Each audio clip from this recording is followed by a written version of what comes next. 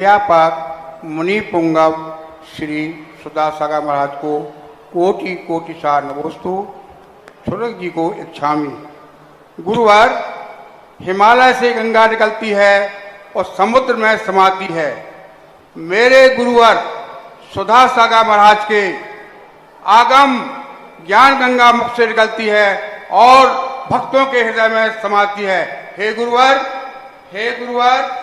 आप अभी तक हर होस्ट में से एक बात कहते आ रहे हैं। वही बात आपने 24 अप्रैल को भी कही कि मेरे जो ऊंचाई पहुंचाई है ये दुश्मनों में पहुंचाई है। हे गुरुवार, इसको हम ऊंचाई समझते थे और हंसते भी थे, लेकिन जब हमने पारसनाथ भगवान का चरित्र पढ़ा तो उसमें अध्ययन किया तो उसमें आगे कमठ के द्वारा ही पारसनाथ भगवान को ऊंचाई पहुंची है और पूरे देश में जो भगवान की पार्श्वनाथ की मूर्ति वह है और कहीं किसी की हो चाहे नहीं हो, लेकिन पार्श्व भगवान की मूर्ति हो। इसी प्रकार मेरे गुरुवार का भी देश में विदेश में सारे में हर जगह सुदासागर का नाम मिलेगा। हे गुरुवार, हमारी जिज्ञासा है कि ये जैसे दुश्मन किसी पर निंदा करता है, बुराई करता है, तो ये लाभ सबको होता है कि सिर्फ किसी को होता है। दूसरी बात ये भी है कि निंदा करने वाले को इसका फल तो अच्छा मिलना चाहिए। निंदा करने वाले को, बुराई करने वाले को जब किसी को अच्छाई मिलती है तो उसको भी अच्छा मिलना चाहिए। तो इसका क्या फल मिलता होगा? हे गुरुवार, इसका समाधान करें। नमोस्तु। पहली बात है, पारसनाथ भगवान के जीवन में कमठ ने बहुत ऊंचाइयां उनको दिलाई। अन्य तीर्थंकरों के और पारसनाथ के जीवन में यही है, 10 भव तक उनका नाश करता रहा और जिन जिन के ऊपर उपसर्ग आए हैं वे ही आज दुनिया में निर्माण के बाद भी जीवित है। शेठ सुदर्शन, सुकौशल आदि, इनके ऊपर इतने उपसर्ग आए, उस कारण से वो आज जीवित है। उनके ऊपर चरित्र लिखे गए, श्रीपाल चरित्र के ऊपर कितने उपसर्ग आए, कितने उनकी निंदाएं हुई, अपवाद हुए, लेकिन बस उन्होंने वो निंदाओं से उनका प्रतिकार नहीं किया। सबसे बड़ी चीज है, कमठ ने भगवान पारसनाथ को उपसर्ग किया, लेकिन पारसनाथ ने कभी भी कमठ का बुरा नहीं विचारा। अब रही बात दुश्मन जब किसी के कुछ करता है तो उसका अच्छा होता है तो उसको पुण्यबंध होना चाहिए। हाँ, यही बात। इसलिए नहीं होता पुण्यबंध कि उसका भाव अच्छा करने का नहीं है, उसका कार्य भाव तो बुरा करने का है। और बुरा करने का जिसका भाव हो तो परिणाम जो बंध है वो तो भावों से होता है। वो तो यही भाव करता है कि मैं जिसकी निंदा कर रहा हूँ इनकी बेइज्जती करूँगा, इनकी इज्जत को धूल में मिलाऊंगा, इनको किसी प्रकार के इनके मान मर्यादा में कमी आएगी, ये सोच के करता है। इस सोच के कारण से वो तो नीच गोत्र का ही बंद करता है, उसकी सदगति होने वाली नहीं है। लेकिन जिसके ऊपर उपसर्ग किया है उसका कुछ बिगड़ने वाला नहीं। राजा सैनिक को तो नरक जाना पड़ा तो जाएगा, वो तो भली उसने जाकर के भगवान उनके लिए अच्छा हुआ, लेकिन उसको सैनिक को तो नरक जाना पड़ेगा। महाराज को भली अच्छा हुआ हो, तो करने वाले की अपेक्षा से कर्म का बंध होता है, फल की अपेक्षा नहीं। कोई किसी को बंदूक से गोली मार रहा है और यदि वो बच जाए तो उसको बचने का पुण्य नहीं लगेगा, उसको तो मारने का ही पाप लगेगा। इससे निंदा करना अच्छी चीज नहीं है। और जो सज्जन पुरुषों की, ज़्यादातर निंदा सज्जन पुरुषों की होती है, दुर्जनों की नहीं होती है। निंदा करने वाले को सोचना चाहिए, हम जिस साधु शब्द की निर्जरा कर रहे हैं इसका पाप तुम काटोगे कहाँ? साधु शब्द तो क्षमा के भंडार हैं, वो तो क्षमा कर ही देंगे, लेकिन तुम्हारी जो किया हुआ कृत्य है ये क्षमा के योग्य नहीं होता। इसलिए दो तरफ से दृष्टिकोण से सोचना है। जिसकी निंदा की जा रही है उसको सोचना है कि इसकी निंदा करने से मेरा कुछ भी बिगड़ने वाला नहीं। थोड़ा सा लगता है, थोड़ी हंसी होगी, थोड़ी मजाक होगी, लोग चर्चाएं करेंगे, तात्कालिक होता है। सेठ सुदर्शन को जब अपवाद हुआ,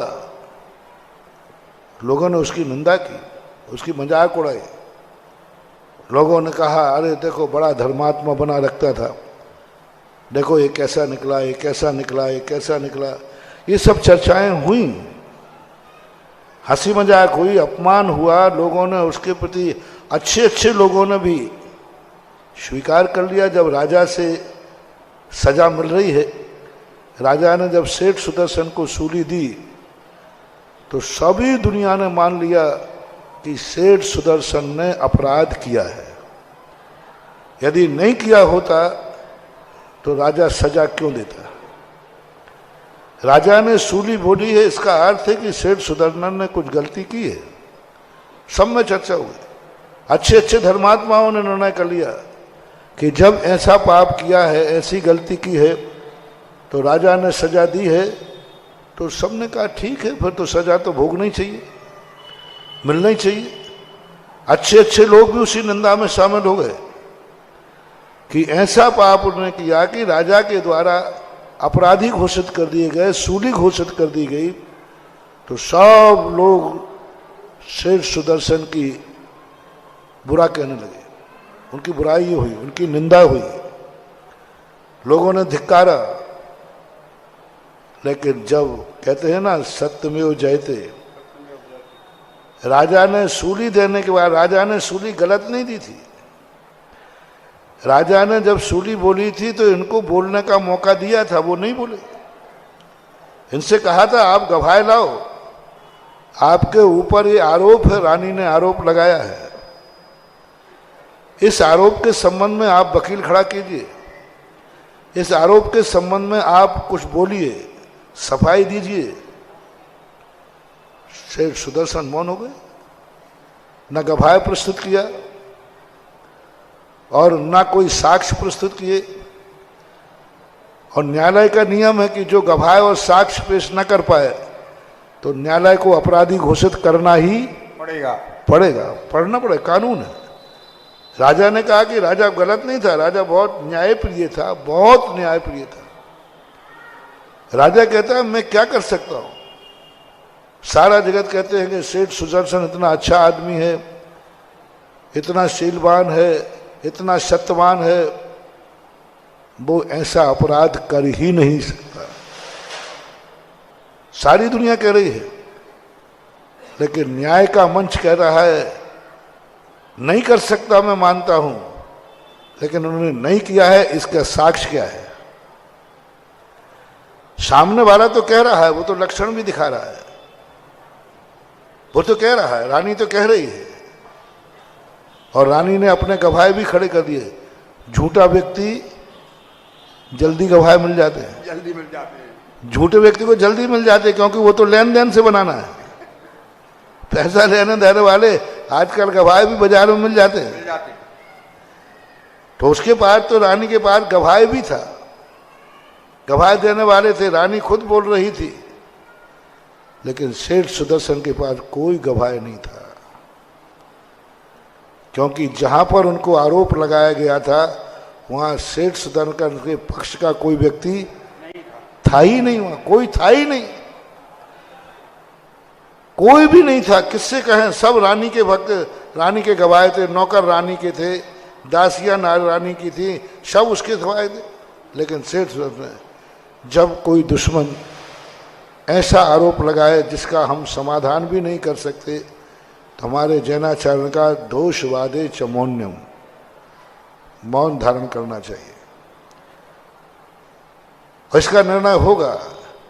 अंत में जाकर के जब सारे जगत की तरफ से, न्याय की तरफ से सूली चढ़ा दी और चारों तरफ से बुराई निंदा हो रही है, लेकिन जैसे ही सूली पे चढ़ाया गया और जैसे ही लगाने के लिए तलवार उठाई गई, तैसे ही वो फांसी का फंदा गले का हार बन गया और सूली का स्थान सिंहासन बन गया। कहते ना जिसका कोई नहीं है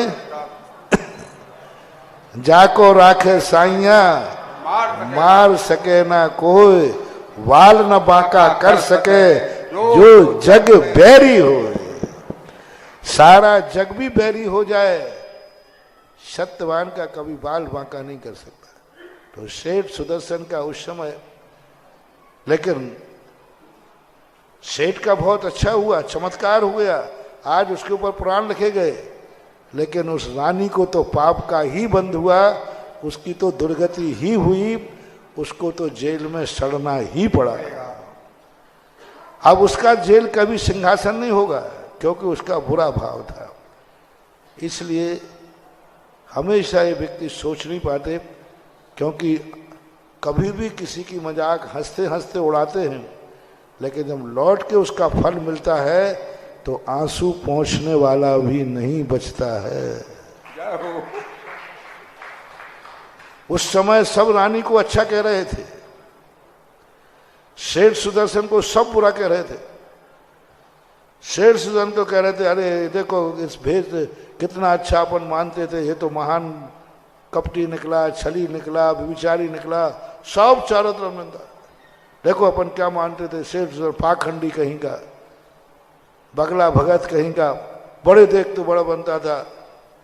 और सब रानी की प्रशंसा कर रहे थे, रानी की सहानुभूति हो रही थी। लेकिन जब सत्य का खुलासा हुआ, जब सत्य का खुलासा हुआ, तो सारा राज्य के नगर के लोग रानी को धिक्कार रहे हैं, निंदा कर रहे हैं, गधे पर बैठाल कर सिर मुड़ा करके देश से बाहर निकाल रहे हैं।